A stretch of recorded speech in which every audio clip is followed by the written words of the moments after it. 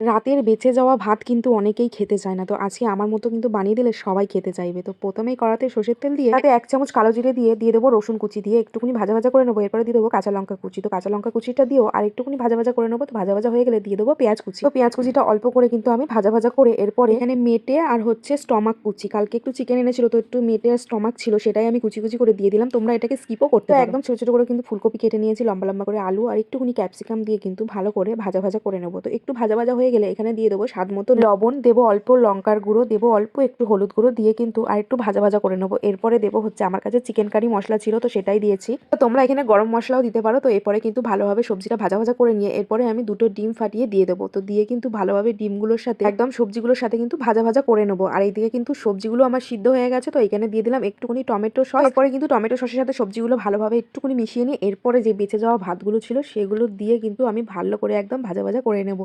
আর লাস্টে দিয়ে দেবো একটু ধনেপাতা কুচি। তো ধনেপাতা কুচি দিয়ে একটুখানি মিশিয়ে নিলেই কিন্তু একদম রেডি গরম, গরম ভাত ভাজা। এই শীতকালে কিন্তু এরকম গরম, গরম ভাত ভাজা পুরো জমে যাবে।